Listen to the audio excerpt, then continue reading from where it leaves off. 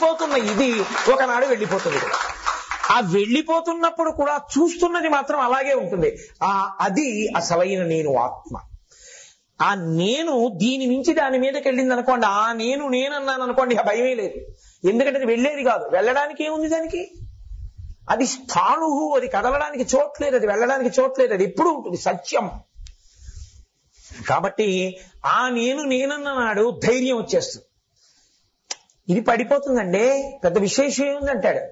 అద్దెకున్న వాడికున్నంత ధైర్యం ఇంటి యజమానికి ఉండదు. ఎందుకో తెలుసా అండి? వాడికేం పోయింది, గోడంతా కన్నాలు కొడతాడు, అవసరమైతే స్లాబ్ కొడతాడు, వాడిది కాదుగా. కాదంటే ఖాళీ చేసిపోతాడు. యజమానం 1000 నియమాలు చెప్తాడు. ఏమంటే గోడలకు కన్నాలు కొట్టేయకండే, మీ ఇష్టం వచ్చినట్లు ఏవో మధ్యలో తడికిలు కట్టేయకండే, కుంకుడుకాయలు అవి నేల మీద కొట్టేయకండే అని ఇన్ని చెప్తాడు. ఎందుకని? వాడు ఆ ఇంట్లో ఉండకపోయినా అది వాడిది, నాది అన్న భావన ఉంది కాబట్టి వాడికి భయం. ఇది పోతుందిరా, ఇది ఉన్నన్నాళ్ళు దీంట్లో ఉండి నేను లోపల ఉన్న వస్తువుని తెలుసుకోవడానికి నాకు ఇది సాధనము అని అనుకున్నారు అనుకోండి, దీని ద్వారానే దాన్ని పట్టుకుంటాను అన్ననాడు దీని మీద అభిమానం తగ్గుతుంది. ఇది నేను కాదండి, లోపల ఉన్నది నేనండి, నోటితో అన్నంత మాత్రం చేత అభిమానం ఎలా తగ్గుతుంది? తగ్గనప్పుడు తనంత తాను ఎలా విడుతుంది పండుగ? ఇక పచ్చికాయ కాబట్టి పట్టుకునే ఉంటుంది. పండిపోయింది అనుకోండి, పడిపోతుంది, రాలిపోతుంది, దానికి ఏం భయం లేదు. ఇక పండిపోతే ఏదైనా తీపే. మామిడికాయ పండిపోయింది అనుకోండి, తీపే. మామిడికాయ అయితే పులుపు. జామకాయ పండిపోయింది అనుకోండి, తీపే. నారింజ పండు పండిపోయింది అనుకోండి, తీపే.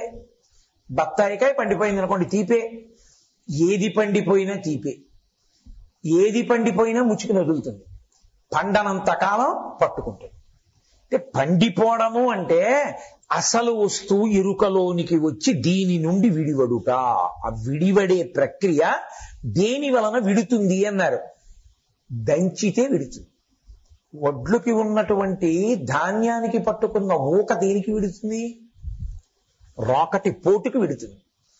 రోకటి పోటుకి విడినట్టే గురువాక్యము చేత, గురువు గారి వాక్కులన్న దెబ్బల చేత అజ్ఞానము విడి జ్ఞానము భాషిస్తుంది. కాబట్టి శాస్త్రము గురువు ఈ రెండు ఆధారమై ఉంటాయి. దానికి భగవానుడు అంటున్నాడు, ఆయన ఎంత గంభీరంగా మాట్లాడతాడో చూడండి. అందుకని అన్నాడు, క్లేశోధికతరస్తేషాం. దీని మీద అల్లరి ఉండిపోయినంతసేపు చాలా కష్టంగా ఉంటుందిరా సాధన. అది వ్యక్తమా అవ్యక్తమా? వ్యక్తము విషయంలో కొంచెం తేలిగ్గా ఉంటుంది, ఏదో ఆధారం ఉంటుంది కాబట్టి, ఏదో పట్టుకున్నాడు కాబట్టి. అవ్యక్తం విషయంలో మరీ కష్టంగా ఉంటుంది. ఎందుకంటే అసలు ఈ అభిమానమే దాటని వాడు అంతటా ఈశ్వరుడు ఉన్నారని ఎలా అంటాడు? ఒక నేను ఇన్ని నాదులు అంటుకుపోయినప్పుడు కుదరదు. రామకృష్ణ పరమహంస ఓ మాట చెప్తుండేవారు. వెనకటికి ముంగిస ఒకటి ఉండేది. ఆ ముంగిస ఓ చెట్టు దగ్గరికి వచ్చి పిల్లలు ఆడుకుంటుంటే ఆ చెట్టు పైకి ఎక్కేసి ఆ చెట్టు పైకి ఇలా ఎక్కేది. ఎక్కి తొర్ర ఉండేది, ఆ తొర్రలోకి ఇలా వెళ్ళిపోయేది. చెట్టు పైకి ఎక్కుతున్నంతసేపు దాని కాళ్లతో గట్టిగా పట్టుకుని ఎక్కేసేది. తొర్రలోకి వెళ్ళేటప్పుడు ఏం చేయాలి? మరి ఇలా తిరగాలి కాబట్టి కొంచెం పట్టు వదలాలి. ఆ తొర్రలోకి వెళ్ళిపోయేది. పిల్లలు ఏం చేశారంటే ఓసారి ఈ ముంగిస ఆట పట్టిద్దామని దాని తోకకో తాడు కట్టి ఆ తాడుకో పెద్ద రాయి కట్టారు. ఈ ముంగిస ఏం చేసేదంటే పాపం మెల్లిగా రాయి ఎట్టుకుని ఎలాగో అలా కష్టపడి అక్కడ దాకా ఎక్కేది. కన్నంలోకి ఎడదామని ఇలా కాళ్ళు కొంచెం వదిలేటప్పటికీ వెనక తోకకి రాయి ఉంది, ఢామని మీద పడిపోయేది. ఇది చూసి పిల్లలు నవ్వుతుండేవారు. ముంగిస తోకకి రాయి ఉన్నంతసేపు తన గూట్లోకి తాను ఎలా చేరలేదో, దేహమునందు భ్రాంతి ఉన్నంతసేపు ఈశ్వరుని యందు చేరలేడు, ఆత్మ వైపుకి వెళ్ళలేడు, అసలు సత్యము భాషించదు, ఎరుకలోనికి రాదు. మరి దేహాత్మాభిమానం ఎలా పోతుంది? సాధన చేత పోతుంది. బాగా సాధన జరగాలి.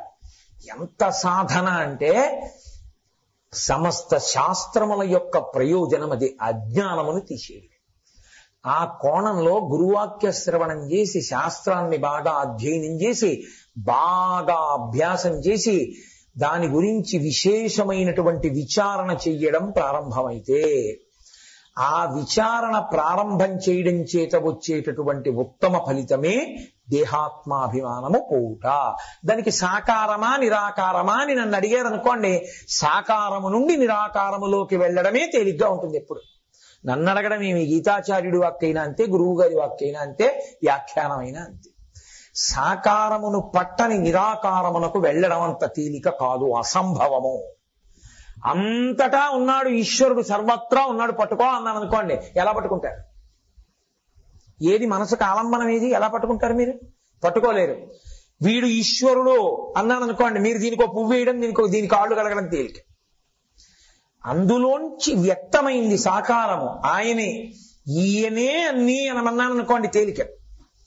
ఇంకొక ఉదాహరణ చెప్పాలంటే, మీరు ఏ దక్షిణామూర్తికి నమస్కారం చేస్తున్నారో ఆ దక్షిణామూర్తియే వీరందరిగా కూర్చుని ఉన్నాడు. కాబట్టి ఎక్కడో దక్షిణామూర్తికి నమస్కారం కాదు, నీ ఎదురుగుండా ఉన్నవాడు, నీ పక్కనున్నవాడు, నీ వెనకనున్నవాడు, నీ మీద కోప్పడ్డవాడు, నిన్ను తిట్టినవాడు కూడా దక్షిణామూర్తి అన్నాను అనుకోండి. అప్పుడు మీరు అందరి యందు దక్షిణామూర్తినే చూడగలరు. అప్పుడు సాకారంలోంచి విస్తరిస్తున్నారా లేదా? అంతటా ఈశ్వరుణ్ణి చూడగలిగిన ప్రజ్ఞకి వెళ్ళిపోతే అది విస్తరించి విస్తరించి విస్తరించి ఏమవుతుంది? అంతటా ఈశ్వరుణ్ణే చూడగలిగినటువంటి ప్రజ్ఞకి ఎడుతుంది. అంతేగాని అంతారామమయం అని పాట పాడేస్తే అంతారామమయం అయిపోతుంది ఏంటి? అంతారామమయం అని పాట పాడేసిన వాడికి అంతారామమయంగా ఏం దర్శనం అయిపోలేదు. ఎవడు అసలు పాడాడో అంతారామమయం అని, వాడికి అంతారామమయం అని చెప్పి కనపడి ఆనందంతో వాడు పాడాడు. ఉత్తినే పాట పాడిన వాడికి అంతారామమయం అని కనపడి పాడినవాడు కాడు వాడు. కాబట్టి సాకారము నుండి నిరాకారమునకు వెళ్ళడం అంటే తేలిక మార్గం, అది విస్తరణ కింద వెడుతుంది. నేను మీకు దానికి ఒక ఉదాహరణ చెప్పాలి అంటే, ఒక గోడ దూకాలి, గోడ దూకడానికి నాకు ఒక కర్ర ఇచ్చి దూకన్నారు. ఇప్పుడు నేను ఏం చేస్తాను? ఆ గోడ దూకాలంటే ఆ కర్ర పట్టుకుని కొంచెం దూరం వెళ్ళి పరిగెత్తుకుంటూ వచ్చి ఆ కర్రని చేత్తో ఇలా అడ్డంగా పట్టుకుని పరిగెత్తి పరిగెత్తి పరిగెత్తి పరిగెత్తి గోడకి కొంచెం దగ్గరగా వచ్చి ఆ కర్రని ఏటవాలుగా భూమికి బాగా తాటించి కర్రని ఆధారం చేసుకుని నా శరీరాన్ని పైకెత్తి గోడ మీద వరకు వెళ్ళి, నాకు ఆధారంగా వచ్చిన ఓ కర్ర, నిన్ను వదిలి వెళ్ళిపోతే కృతజ్ఞుణ్ణైపోతాను, నాతో పట్టుకెడతానంటే మీరు కర్ర వెనక్కి పడిపోతారు. కర్రని గోడకి ఇటు వదిలేసి మీరు గోడకి అటు పడిపోతారు. అలాగే ఒక సాకారాన్ని పట్టుకుని ఉపాసన చెయ్యడం మొదలుపెట్టి అన్నీ వీడే అండం మొదలు పెట్టారనుకోండి, ఇది నీ తెచ్చుకున్న విగ్రహం కాదండి, అంతా ఈయనే.